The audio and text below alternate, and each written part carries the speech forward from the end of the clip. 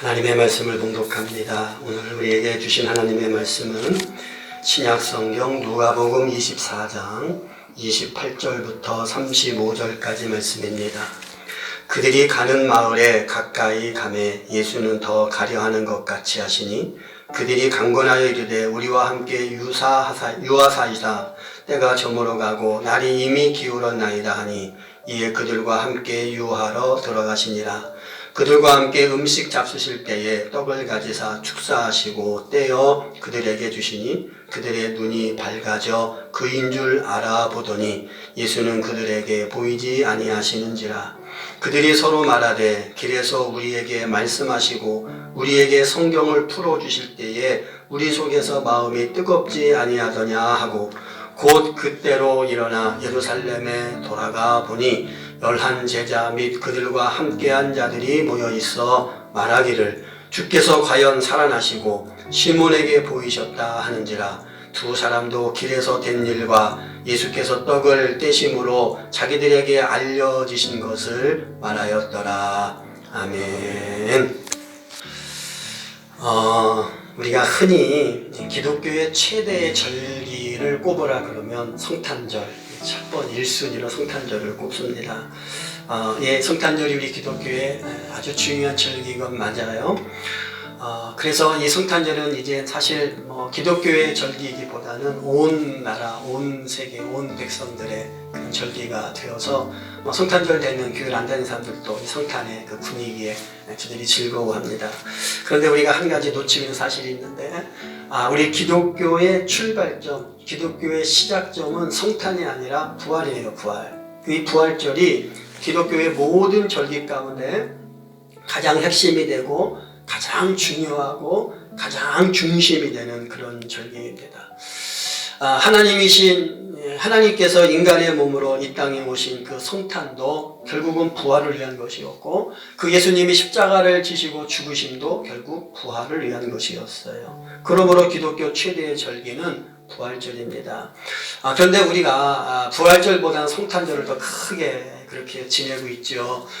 성탄 때는 성탄 전야 행사도 하고 그러는데 부활 때는 부활의 전야 행사 이런 거 없잖아요. 근데 왜 그런가 하고 제가 이렇게 한번 생각해 봤더니 이 부활절 앞에는 고난주간이 있어서 그런 것 같아요. 아무래도 한 주간 동안은 고난주간이니까 고난주간에 축제를 하고 이럴 수 없이 우리가 정적으로 경건하게 보내왔으니까, 그래서 상대적으로 성탄절보다는 이 부활절의 행사들이 조금은 축소되어져서 보내는 그런 경향이 있는데, 그러나 사실은 부활절이 가장 중요한 절기다.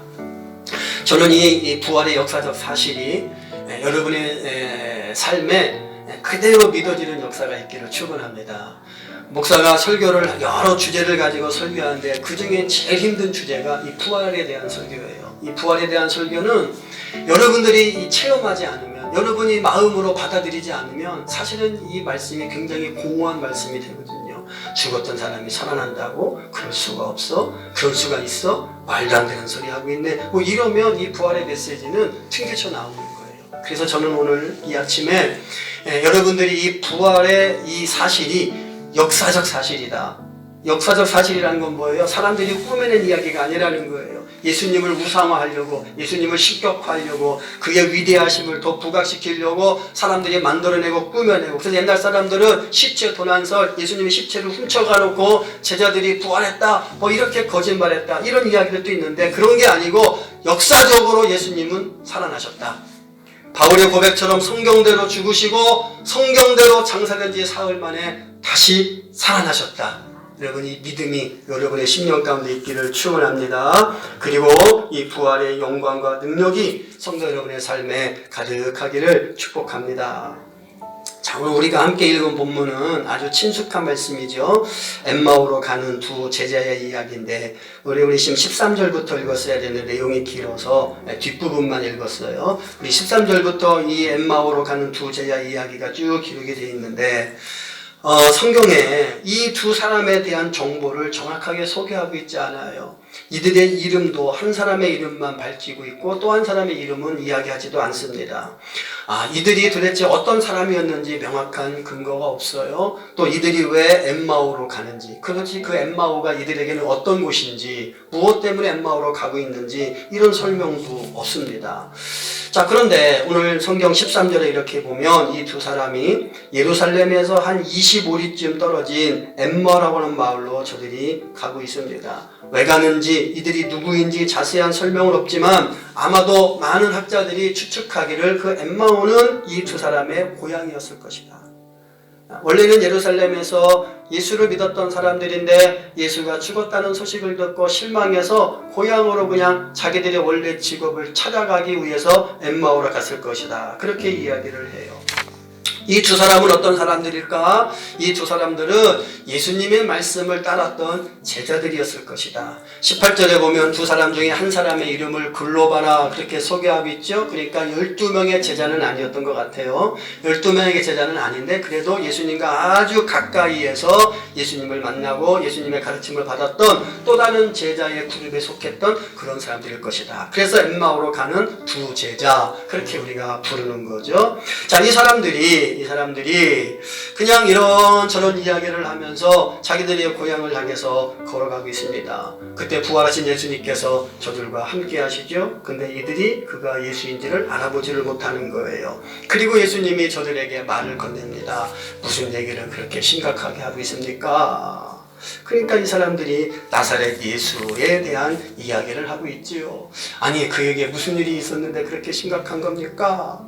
아, 당신은 모르고 있습니까? 이 동네에 살면서도 지난주에 그 예루살렘에서 이 예수라는 사람에게 일어났던 그 끔찍한 사건을 당신은 모르고 있단 말입니까? 그분은 놀라운 예언자요, 놀라운 능력을 행하는 자요, 권능이 있는 선생이요, 많은 사람들에게 높임을 받았던 사람인데, 그런데 대제사장과 유대인들이 그를 로마 군인에게 넘겨주어서 로마 군인들이 그 예수라는 사람을 십자가에 못 박아 죽게 했단 말이죠. 당신은 그 사실을 모르고 있습니까? 우리는 그를 이스라엘의 구원자로 믿고 따랐는데, 그런데 그가 그렇게 죽고 말았습니다. 그것만이 아니요, 그분을 따랐던 몇몇 여자들이 오늘 새벽에 그분의 무덤에 가서 향유를 부으려고 갔더니 무덤은 비어있고 천사가 예수는 살아나셨다, 그런 이야기만 들었다고 합니다. 그 이야기를 들은 우리 제자들 중에 몇 명이 그 말이 사실인가 하고 무덤에 가봤더니 정말 그 여인들의 말대로 무덤은 비어있고 예수님의 시체도 찾을 수 없어서 그냥 되돌아왔다고 합니다. 그런데 이런 모든 이야기들이 무슨 소용이 있겠습니까? 다 부질없는 일이지요. 그 예수는 이미 죽었는데 무슨 의미가 있겠습니까? 그렇게 말을 하는 거예요. 그러니까 예수님께서 그 두 사람을 책망하십니다. 미련하고 더디 믿는 자들아, 미련하고 더디 믿는 자들아. 그리고 성경 말씀을 자세히 설명해 주셨어요. 이 사람들에게 그 말씀이 얼마나 달콤하고 좋았던지요. 그렇게 그 예수님의 이야기를 들으면서 한참을 걷다가 이제 해가 뉘엿 석양에 저물어가는 저녁을 맞이합니다. 여관방을 하나 잡아서 우리 방에 들어가서 하룻밤 쉬면서 더 당신의 이야기를 듣고 싶습니다. 그런데 예수님은 그냥 당신이 가던 길을 가려고 했다는 거죠. 그래서 이 두 사람이 예수님을 청해서 여관방에 들어가서 이야기를 나누면서 음식을 나눠 먹습니다. 예수님이 떡을 들어서 축사하시고 이 두 사람에게 그 떡을 주는 순간, 그 떡을 받아든 순간 이 두 사람의 눈이 열려서 바로 자신들의 앞에 계신 분이 예수님이시구나, 그동안 자기와 함께 걸어왔던 그분이 예수님이구나, 우리에게 하나님의 말씀을 자세하게 풀어서 설명했던 그분이 바로 부활하신 예수님이시구나, 이것을 깨닫게 된 거예요. 엠마오로 가던 이 두 제자가 드디어 부활하신 주님을 만나게 된 거죠. 그리고 곧장 일어나서 예루살렘으로 돌아가서 많은 제자들이 모인 곳에 가서 오늘 우리가 부활하신 예수님을 만났다, 이 사건을 증거했다, 그 내용이 오늘 본문의 전체적인 스토리입니다. 오늘 우리가 이 두 사람을 통해서 생각해 봐야 될 것은 이 두 사람은 왜 예루살렘에서 고향으로 돌아가고 있냐는 거예요. 이들은 그냥 예수를 지식적으로 알았던 그런 차원이 아니라 이 예수님의 제자의 바늘에 올라갔던 사람들이잖아요. 그리고 예수를 믿었던 사람이죠. 보통으로 믿은 게 아니라 21절에 보니까 우리는 이 사람이 이스라엘을 구속할 자라고 바랬노라, 예수를 메시아로 믿었다는 거예요.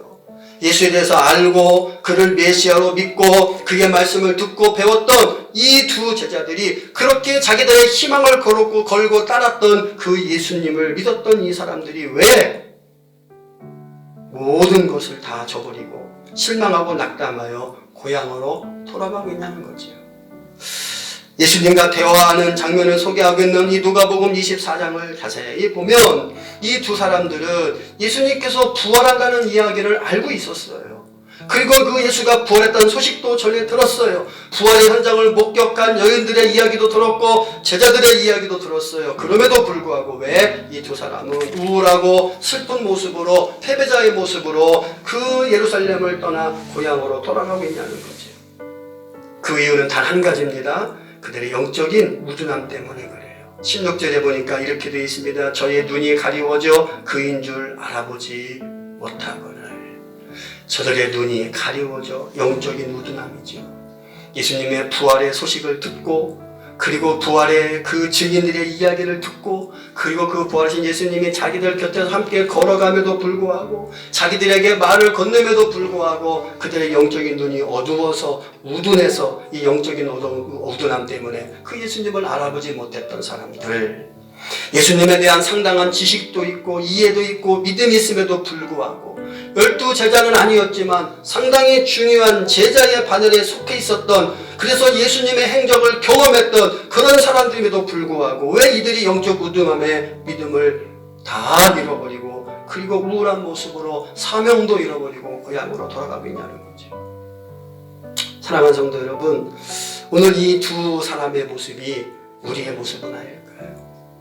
말씀을 듣고 말씀을 배우고 예수님을 만났다고 하고 그를 믿는다고 하면서도 우리 앞에 놓여있는 절망과 어두운 현실 앞에서 우리도 다 낙담하고 절망해서 모든 걸 다 포기하고 그냥 될 대로 되라, 그리고 고향으로 힘없이 돌아가는 그런 이 두 사람의 모습이 우리의 모습은 아니냐는 거예요. 나의 모습은 아니냐는 거예요. 가끔 이렇게 사람들을 만나서 이야기를 하다 보면, 뭐 또 전도를 하다 보면 그런 말을 하시는 분들이 있어요. 나도 어릴 때는요, 내가 학생 때는요, 내가 청년 때는요, 내가 처녀 총각 때는요, 교회에서 이것도 했고요, 이것도 했고요, 이것도 했고요. 지난 과거의 열심, 지난 과거의 믿음, 지난 과거의 자기들의 모습을 막 이야기를 합니다. 제가 그런 분들에게 물어봐요. 그런데 지금은요? 학생 때는 그랬는데, 처녀 때는 그랬는데, 총각 때는 그랬는데, 그런데 지금은요? 그러면 아무 말도 못하는 분들을 종종 만나게 돼요. 여러분, 우리의 모습은 어떻습니까?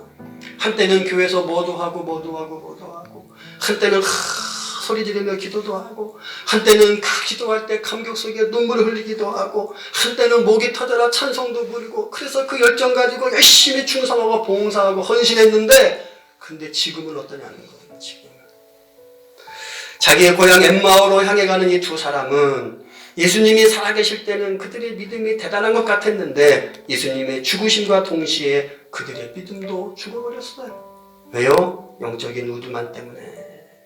말씀을 알기는 아는데 그 말씀이 이 사람들의 삶 속에서 역사하지 못하는 겁니다. 왜 그럴까요? 부활의 신앙이 없어서 그래요. 체험의 신앙이 없어서 그래요. 그래서 현실 앞에 절망하고 현실과 타협하고 그러면서 이래서 못하고 저래서 못하고 못하는 이유와 변명만 쭉 늘어놓고 살아가는 거죠. 오늘 우리들의 모습이 이런 모습은 아니냐는 겁니다.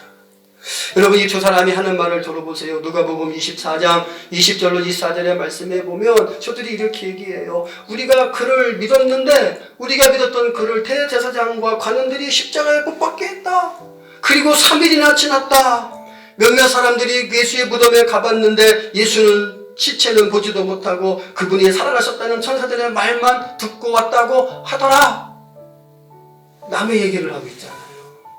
자기 얘기를 하는 게 아니라 남의 얘기를 하고 있잖아요. 거기에 보면 3일이나 지났다. 예수가 죽은 지 3일이나 지났다. 이 말은 뭐예요? 평상시에 이 사람들은 예수가 죽은 다음에 3일 후에 부활한다는 이 사실을 알고 있었다는 거예요. 그런데 3일이 지났는데 예수는 부활하지 않았다는 거죠. 그 여인들이 만난 그 부활하신 예수님 못 믿겠다는 겁니다. 제자들이 만난 그 부활하신 예수님 자기들은 못 믿겠다는 거예요. 분명히 예수가 3일 만에 부활한다는 그 내용도 알고 그 예수님의 말씀도 들었고 그 부활을 경험한 자들의 이야기도 들었음에도 불구하고 이들의 삶 속에는 그 부활의 믿음이 없었던 거지. 그 부활을 알지도 못하고 깨닫지도 못하고 믿지도 못하고 그러면서 하는 말이 3일이나 지났어. 예수가 십자가에 못 박혀 죽은 지 3일이나 지났어. 그리고 낙담하여 고향으로 가고 있어요.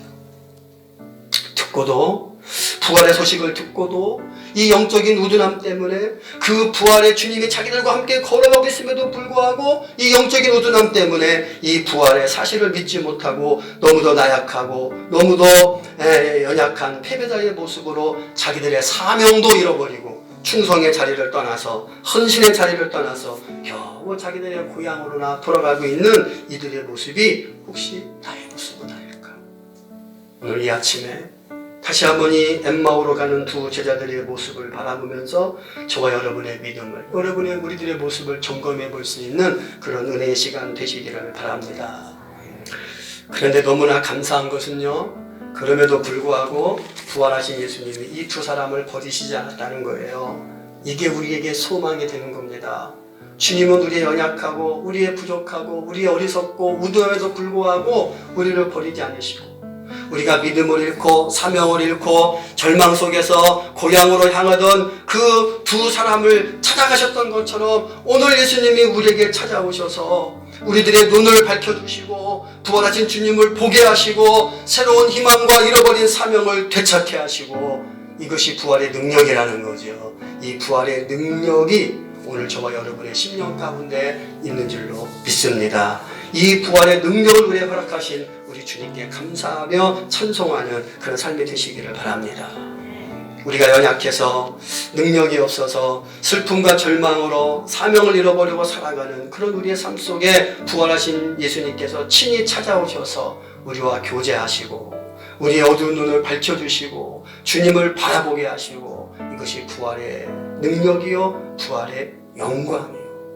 이 능력과 이 영광과 이 소망을 가진 자가 행복한 사람이고, 그 행복을 누리는 자들이 변함없이 충성할 수 있고 변함없이 내게 주신 사명을 감당할 수 있고, 이런 능력을 덧입은 사람이 세상과 타협하지 아니하고 어떠한 상황 속에서도 우리의 믿음을 지켜갈 수 있는 힘이 되는 줄로 믿습니다. 오늘 이 부활의 주님을 만나서 영적인 능력을 회복한 사람들의 고백을 한번 들어보십시오. 32절 우리 같이 한번 읽어보겠습니다. 32절 시작. 그들이 서로 말하되 길에서 우리에게 말씀하시고 우리에게 성경을 풀어주실 때에 우리 속에서 마음이 뜨겁지 아니하더냐. 다시 한번요 시작. 그들이 서로 말하되 길에서 우리에게 말씀하시고 우리에게 성경을 풀어주실 때에 우리 속에서 마음이 뜨겁지 아니하더냐. 사랑하는 성도 여러분, 우리가 믿음 생활을 하다 보면 혼돈스러울 때가 있어요. 믿음 생활을 해나가도 문제가 생길 때가 있습니다. 때로는 신앙생활에, 교회를 다니는 것에, 우리의 직분을 감당하는 일에 회의가 될 때가 있어요. 열심히 식어질 때가 있고요. 여러분, 그럴 때 그 문제를 어떻게 해결할 수 있을까요? 세상적인 문제들은 그 문제의 전문가를 찾아가면 됩니다. 변호사를 찾아가고, 돈에 문제가 있으면 그러면 뭐 좀 은행 가서 돈도 꿔오고 보증도 사달라고 그러고 뭐 그렇게 해서 어느 정도 해결할 수 있어요. 근데 이 영적인 문제는 여러분 어떻게 해결할 수 있을까요? 영적으로 다운되는 우리의 믿음을 어떻게 해결할 수 있을까요? 지금 코로나 사태를 지내면서 목사님뿐인가요? 여러분도 그렇게 차차 걱정하는 것은 이렇게 자꾸 우리들의 신앙이 다운되는 것, 이것을 어떻게 끌어올릴까? 이게 지금 고민이거든요. 저도 지금 고민하고 있어. 이게 사태 다 끝나고 나면 장경동 목사님 한번 모셔다가 분위기를 확 뒤집어 엎어놔야 되나? 저한테는 그런 재주가 없으니까. 우리 김원배 장로님 장경동 목사님 잘 아시니까 한번 좀 다리 좀 놔주세요. 좀 그런 시간이 필요할 것 같아요. 네? 그런 좀 은사가 있는 분들 모셔서 한번 좀 우리를 속 시원하게. 네? 하나님이 저한테 그런 은사를 안 주셔서 제가는 못하니까 그런 분들 모셔다가 그렇게라도 해야 되나. 네? 아니면 막 은사 사역 하시는 분들 있잖아요. 그런 분들 모셔가지고 뭐 다 잡아드려야 되나. 그런 고민을 하게 된다고요.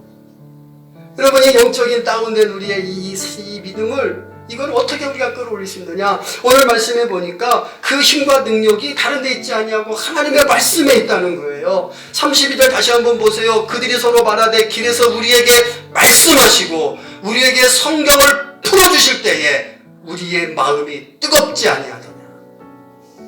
다른 거 없어요. 하나님의 말씀이에요. 하나님의 말씀. 여러분, 그래서 제가 자꾸 말씀드리잖아요. 시험 들수록 말씀을 붙잡아야 된다고. 시험 들수록 예배 자리에 나와야 된다고. 시험 들수록 말씀을 들어야 된다고.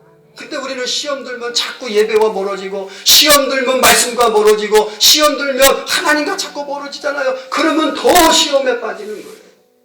우리를 회복시킬 수 있는 능력은, 우리의 침체된 이 영을 다시 회생시킬 수 있는 능력은 하나님의 말씀밖에 없는 줄로 믿습니다. 하나님의 말씀이 우리에게 불을 주는 겁니다. 이 두 제자들이 예수님의 말씀을 들을 때 그들의 마음에 불이 붙었어요. 불이 붙었어요. 하나님의 말씀이 우리의 심령에 불을 붙이는 거예요. 이 불이 붙어야, 하나님의 말씀에 은혜의 불이 붙어야, 그래야 사명 회복할 수 있고, 그래야 다시 헌신할 수 있고, 그래야 다시 충성할 수 있습니다. 문제는 내 가슴이 뜨겁지 않은 데 문제가 있는 거예요. 냉랭한 내 가슴이 문제인 거예요. 여러분 언제 가슴이 뛰어보셨어요? 어떤 분이 그러더라고요. 목사님, 요새는요 가슴 뛰는 일이 없어요.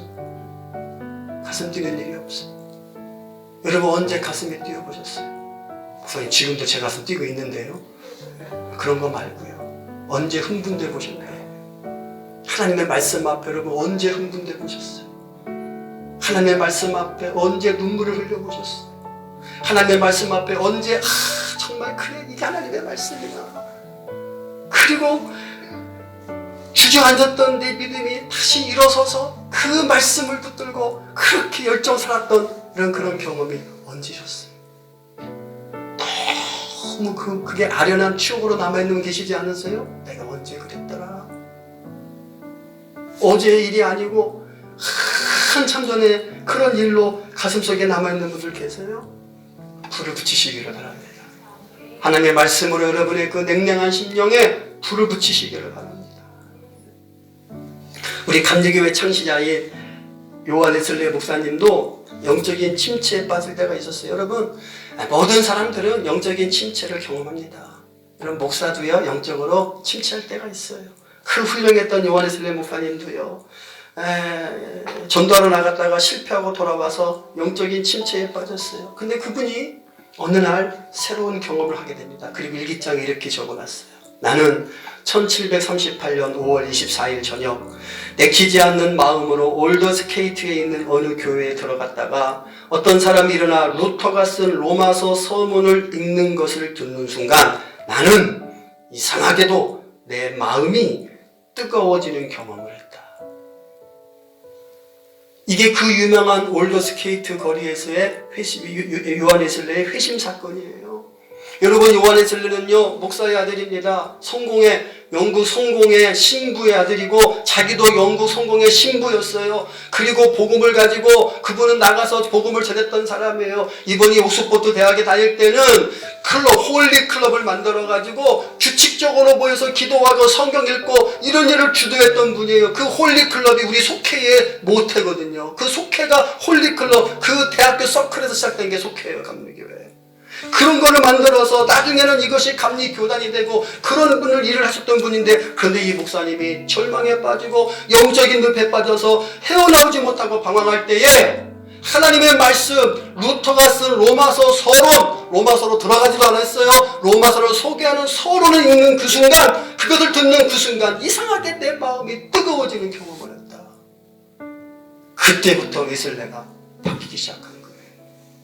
그때부터 이 웨슬레가 구원의 확신을 갖게 됐고, 그때부터 이 웨슬레의 설교는 생명을 살려내는 능력이 나타나기 시작했고, 웨슬레 당시에 18세기 영국의 사회는 극도로 타락한 사회였거든요. 인신매매가 성행하고 성적으로 타락하고 도시가 완전히 도덕이 무너지고 그런 상황이었어요. 그런 아비규환 같은 이 영국 사회를 뒤집어 엎는 능력이 이 웨슬레의 회심 사건, 가슴이 뜨거워지는 그 사건 이후에 일어났다는 거예요.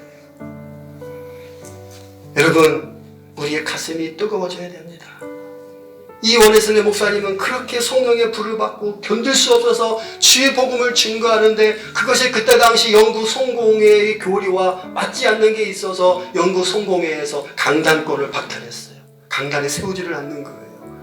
이렇게 교회, 중천교회 담임 목사, 그러면 그때 당시 성공회는 그걸 교구라고 했고 중천 교구라고 불렀거든요. 그 교구권을 주지 않는 거예요. 그러니까 이 웨슬레가 박차고 나가서, 그래 니들이 나한테 강단을 안 줘?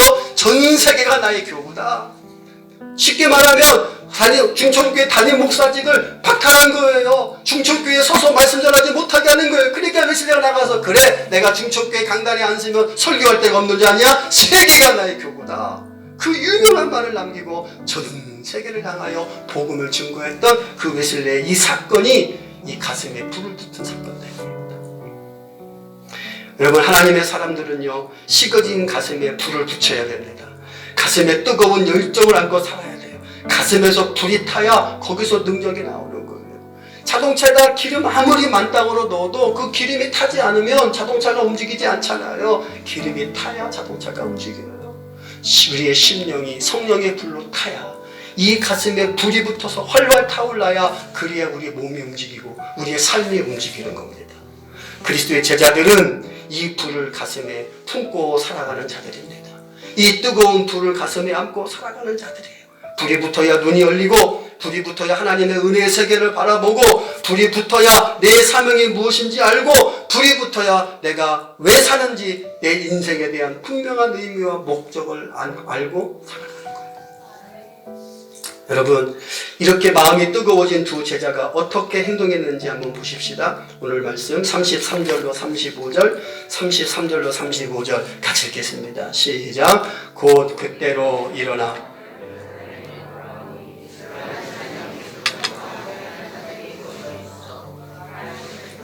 주께서 과연 살아나시고 시몬에게 보이셨다 하는지라. 두 사람도 길에서 된 일과 예수께서 떡을 떼심으로 자기들에게 알려지신 것을 말하더라. 아멘. 여러분, 이 말씀에 우리가 세 단어를 주목해요. 하나는 일어나, 그 다음에 돌아가, 그리고 말하였더라. 여러분, 우리가 영적인 침체에 빠지면 주저앉는 거예요. 주저앉는 거예요. 일어나서 활발하게 활동하고 일하고 사역하고 봉사하고 충성해야 될 사람이 영적인 침체에 빠지면 주저앉아 있는 거예요. 지금 이 엠마오로 가는 두 사람이 영적인 침체에 빠져서 지금 고향으로 돌아가도록 그들이 주저앉아 있는 거예요. 그런데 예수님의 말씀을 듣고 그들의 심령에 불이 붙으니까 다시 일어났습니다. 일어나서 돌아갔어요. 어디로? 예루살렘으로. 예루살렘 어디예요? 저들의 사역의 자리, 저들이 있어야 될 자리, 충성의 자리, 헌신의 자리, 봉사의 자리, 복음을 증거하는 자리, 그 자리로 돌아갔어요. 그리고 담대하게 부활하신 주님을 말했더라. 이게 가슴에 불이 붙은 성도의 특징이에요. 일어나 돌아가서, 내가 있어야 될 자리로 돌아가서 이 복음의 능력을 담대하게 말하더라. 여러분, 코로나로 인해서 우리 일상이 무너져 내린 오늘, 우리 온전한 교회 생활, 신앙 생활이 마비된 오늘, 여러분이 부활의 주님을 만나서 그 주님이 다시 저와 여러분의 심령에, 우리 한국교회에 다시 그 가슴마다 성령의 불을 지펴서 다시 우리가 침체된 이 자리를 딛고 일어서는 역사가 일어나기를 축원합니다. 그리고 다시 사역의 자리로 돌아와서 우리에게 맡긴 이 사명들을 감당하는 거예요.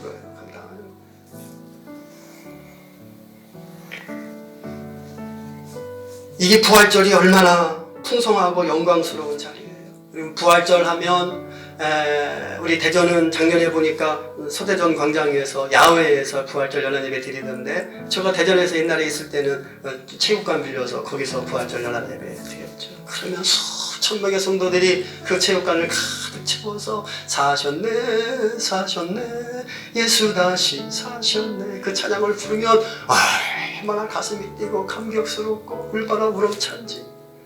근데 오늘 부활절은 그런 찬송 우리가 들을 수 없잖아요. 대통령이 나와가지고 그러더라고요. 지난 금요일날 이번 부활주일이 고비라고. 오늘이 고비랍니다. 부활절이 고비라고. 전국에 뭐 몇천 교회가 부활절 예배, 현장 예배를 강행한다고. 부활절이 고비라고. 오늘 시청 지원 안 왔다 갔어요. 오늘은? 어쩐 일 오늘 안 왔다 갔대요? 오늘이 고비라는데. 시청 직원들도 불쌍해. 무슨 죄가 있다고 그분들이 주일마다 쉬지도 못하고 그리고 돌아다니고. 잠깐 일부 예배 끝나고 인터넷 잠깐 검색해 보니까 서울의 사랑의 교회, 오늘이 교회는 큰 주차장 빌려가지고 드라이브 스루 인 워십, 차 안에서, 여러분 자동차 극장 옛날에 가보셨어요? 자동차 극장. 자동차 타고 영화 보는 자동차 극장 옛날에 저기 사종공원에 있었거든요. 지금 없어졌더라고요. 그 자동차 극장에서 영화 보듯이 차 타고 와서 차 안에서 예배드리는 거예요. 차 안에서. 제가 대충 사진 세보니까 400~500대 주차장에 서 있더라고요. 그런 교회들이 꽤 돼요. 학교 운동장 빌려가지고. 요즘은 정부에서 우리 드라이브 스루 예배 드린다고 하면 운동장도 빌려주고 그 라디오 채널도 준대요. 우리도 목양초등학교 빌릴까요? 그러면 좀 더 많이 오실 수 있을까요? 다음 주면 끝난다고 그러니까 모르겠어요. 어떻게 될지. 어쨌든 다음 주면 사회적 거리두기도 끝나고 보니까 계속 요 며칠 새 확진자도 50명대 이하고 오늘은 34명인가 또 줄었더라고요. 이런 좋은 현상들이 나오고 있으니까 다음 주부터는 이제 사회적 거리가 종결되면 그러면 다시 우리가 일어날 수 있는 기회가 찾아오는 거예요. 여러분 다시 우리 일어나십시다. 언제까지 우리 주저앉아 있을 거예요? 일어나야죠. 다시 일어나야죠. 우리의 믿음도 일어나고 여러분의 삶도 일어나고 여러분의 생활도 일어나고 여러분의 사업도 일어나고 우리 자녀들 좀 일어나서 학교 가고 이것들이 그냥 똥구녕에 해 뜰도록 잠을 자고 있고 지금 말이에요. 일어나가지고 학교도 가고 해야지 우리 자녀들이. 그런 부활의 역사가 이 부활절을 기점으로 우리 가운데 일어날 줄로 믿습니다. 우리 심령에 부활하신 주님이 찾아오셔서 다시 우리 마음이 뜨거워져서 그래서 기도의 자리, 예배의 자리, 충성의 자리, 헌신의 자리, 영혼 구원의 자리에서 사명 감당하는 그런 저 여러분의 삶이 되시기를 바랍니다. 여러분 이 마음의 뜨거움을 경험한 이 두 제자가 다시 가슴에 불이 붙은 이 두 제자가 일어나서 예루살렘으로 돌아가서 담대하게 그들이 새벽 공기를 가르며 그 예루살렘에 가서 부활하신 주님을 만난 것을 소개하는 그들의 모습이 얼마나 흥분되었을까요? 그 흥분됨이 우리의 가슴에 있어야 된다는 거예요. 여러분 신앙은 믿음의 사람들은 지는 이쪽이 동쪽이죠.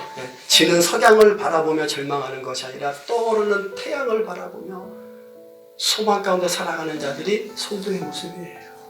그래서 성막을 보면 성막의 문을 항상 동쪽으로 만들라고 했어요. 성막의 문을 동쪽으로 향하게 해라. 자, 문이 동쪽으로 가 있으면 어떻게 될까요? 성막으로 들어올 때는 어디 보고 들어와요? 서쪽 보고 들어와요. 문이 동쪽에 있으니까 이렇게 들어올 거 아니에요. 그럼 서쪽 보고 들어오는 거죠. 서쪽은 죽음, 멸망, 고난, 고통. 고대 사람들은요, 서쪽은 죽음, 동쪽은 생명 그렇게 생각했어요. 그래서 이집트에 가보면 나일강 동쪽에 왕궁이 있고 나일강 서쪽에 무덤인 피라미드가 있어요. 서쪽은 죽음 멸망, 동쪽은 희망과 생명. 그래서 하나님께서 성막을 만들 때에 동쪽으로 문을 만들어라. 성도는 들어올 때는 예배당에 들어올 때는 절망과 아픔과 모든 곤고한 짐을 지고 들어오지만 이곳에 들어와서 예배하고 하나님 만나고 성령 체험하고 부활하신 주님이 우리 신령 가운데 불을 던졌을 때에는 다시 동쪽을 보고 떠오르는 태양을 보고 희망과 생명을 향하여 나아가는 자들이 성도다. 그 부활의 능력을 우리에게 주시려고 예수님께서 우리 가운데 오셨다는 거예요. 그래서 절망 가운데 있는 이 제자들에게 찾아오셔서 다시 그들의 심령에 불을 붙이신 것처럼 이 부활의 아침에 우리 주님께서 우리 심령에 붙여주신 이 불을 품에 안고 여러분 다시 사명의 자리에서 다시 충성된 자리에서 다시 헌신의 자리에서 주님의 몸된 교를 섬겨가시고 여러분의 삶에 하나님의 은혜가 넘쳐나기를 축원합니다. 이 흥분과 벅참으로 예루살렘을 향하여 달려갔던 그 제자들의 모습, 그들이 많은 사람들이 모인 곳에 가서 우리가 부활하신 주님을 만났다 그리고 자기들의 경험을 이야기하던 그 흥분된 그들의 모습이 오늘 저와 여러분의 모습이 되어야 될 줄로 믿습니다. 그리고 우리도 소리 높여 외쳐야 됩니다. 진실로 주께서 예수께서 살아나셨다. 오늘 이 아침에 그 부활하신 주님이 우리 가운데 오셔서 우리 마음을 뜨겁게 하시는 그 은혜 속에서 다시금 다시 살아나서 이 부활의 소망과 능력을 선포하고 외치며 살아가는 그런 저 여러분 되시기를 주님의 이름으로 축원합니다. 우리 같이 한번 찬양하겠습니다. 살아계신 주 이렇게 찬양합니다.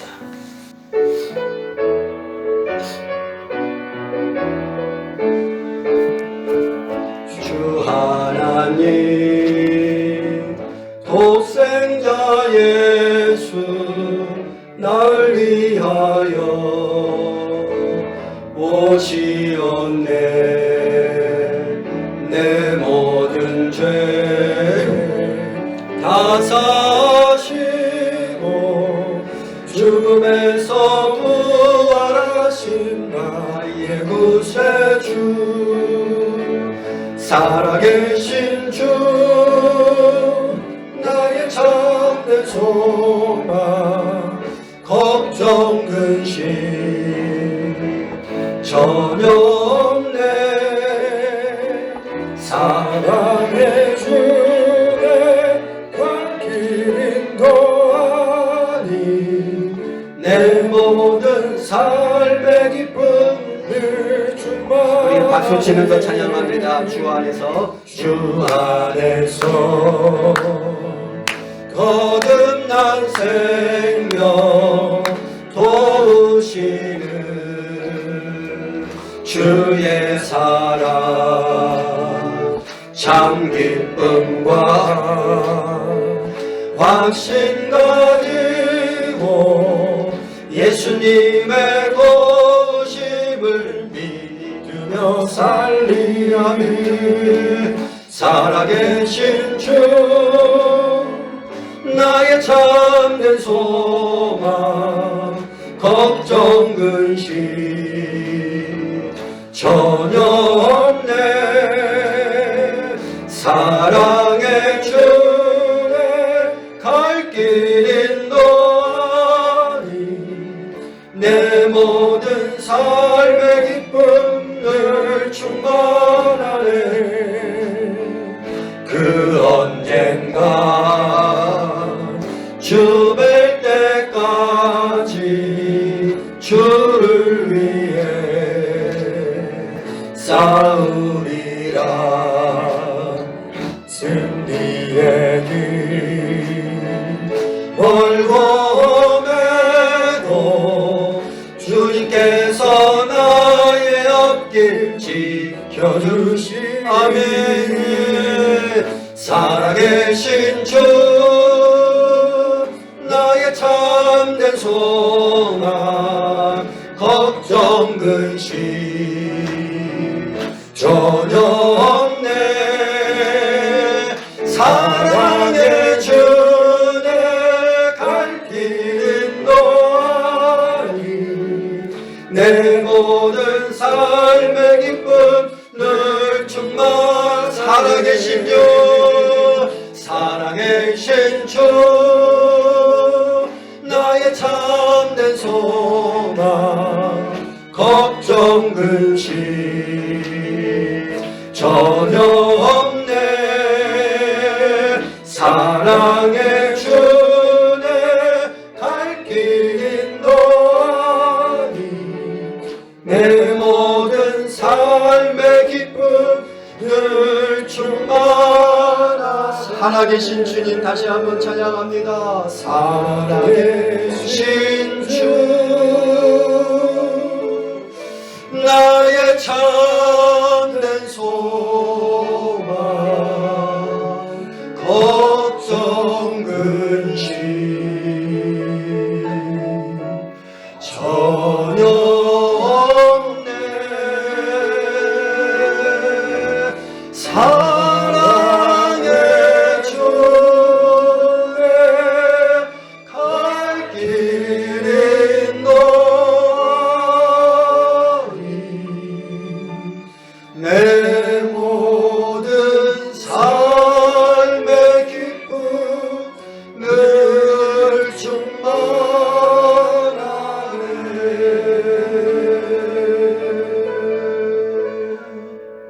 살아계신 주님 감사합니다. 살아계신 주님 우리 가운데 찾아오셔서 감사합니다. 침체되어 있고 절망과 좌절과 근심과 내일을 예측할 수 없는 이 불안함 속에서 두렵고 떨린 우리들의 삶 가운데 오셔서 다시금 우리에게 희망을 주시고 우리에게 소망을 주시고 우리가 걸어야 가야 할 길을 다시 알게 하시고 우리의 사명을 깨달을 수 있도록 우리 심령에 불을 지펴주시니 감사합니다. 그 뜨거운 불을 가슴에 품고 다시 우리도 일어서서 다시 사역의 자리로 돌아와서 다시 담대하게 주의 복음을 증거하고 우리 하나님을 찬양하고 주님을 높이는 우리의 온전한 삶을 살아갈 수 있도록, 그리고 우리의 침체된 우리의 삶의 터전도 우리의 사업장도, 우리의 일터도, 우리의 가정도, 우리의 자녀들도 다 이 부활의 주님의 능력으로 다시 살아날 수 있도록 주께서 도우시고 역사하여 주시옵소서. 예수님의 이름으로 기도합나이다. 아멘.